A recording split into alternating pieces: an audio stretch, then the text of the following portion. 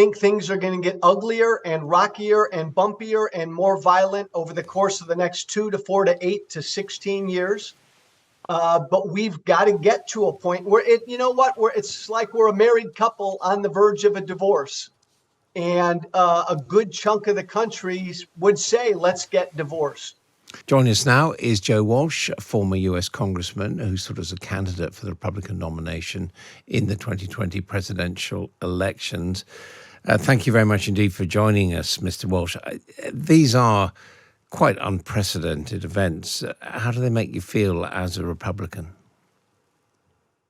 Well, I'm a former Republican, and I left the Republican Party a couple of years ago because of Donald Trump. Look, I know a lot of people in America and around the world are saying this is sad and tragic, what's happening to Donald Trump. This is a good day today. The fact that he's been indicted is a good thing.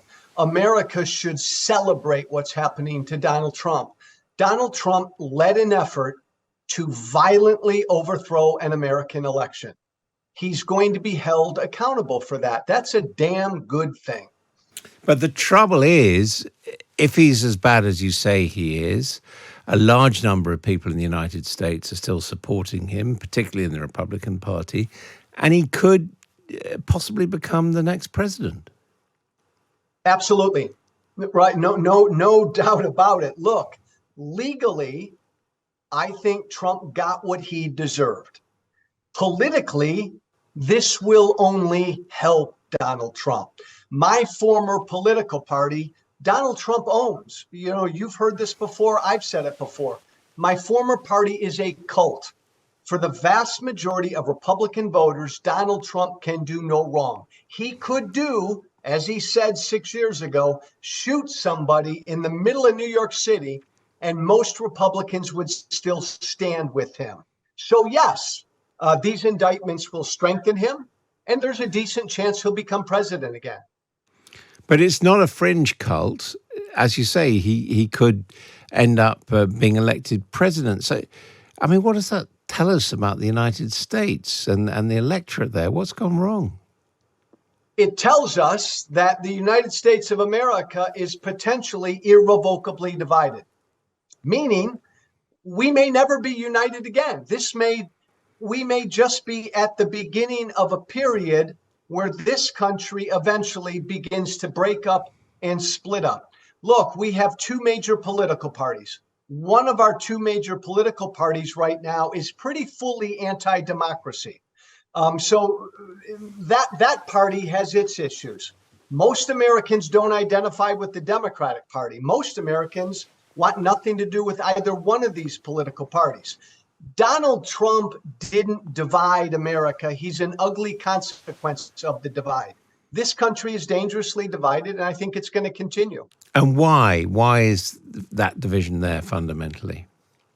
Because I don't believe that most Americans, well, this is the question. Do most Americans still fundamentally agree on what it means to be an American? Do we still all believe in our founding principles? I worry that we don't.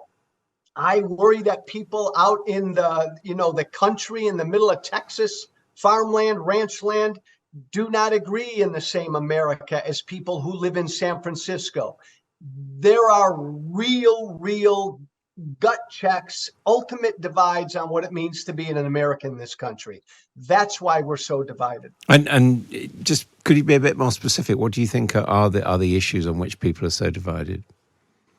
I think the big issues are the role of government, what government should do.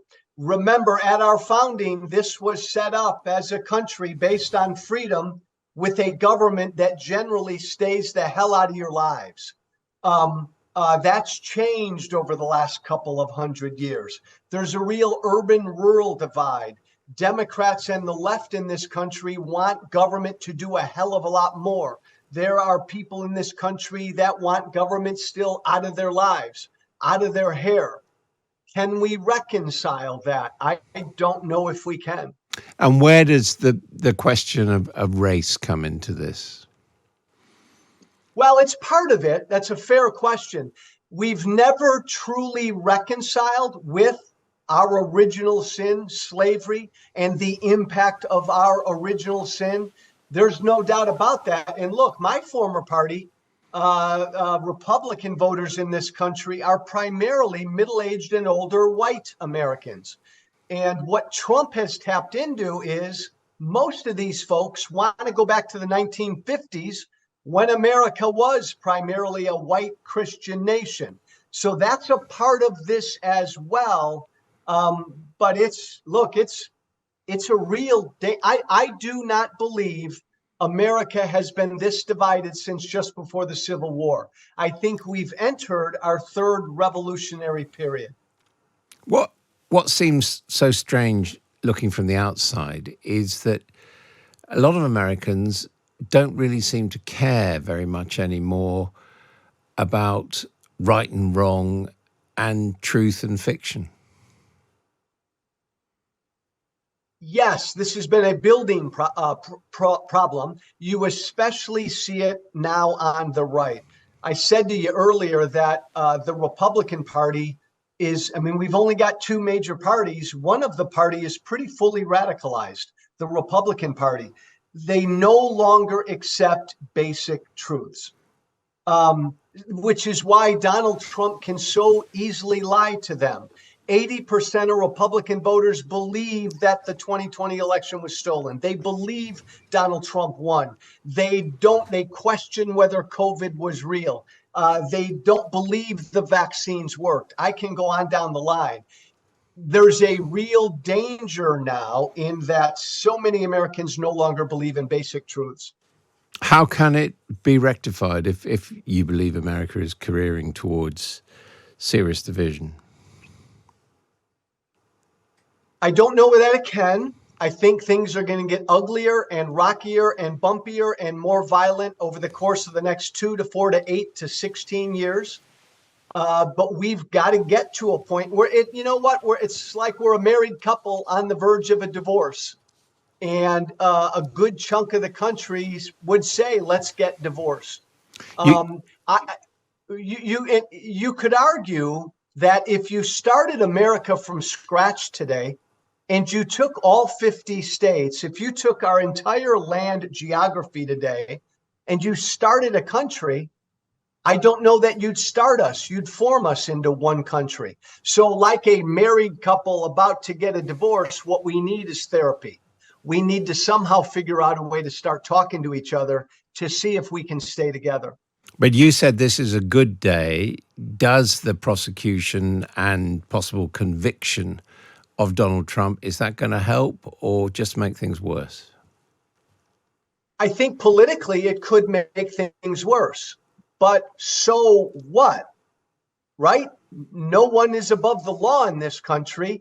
And if Donald Trump committed crimes, he should be charged. I always knew that the more Trump was indicted over certain things, it would increase his political power and grow the divide.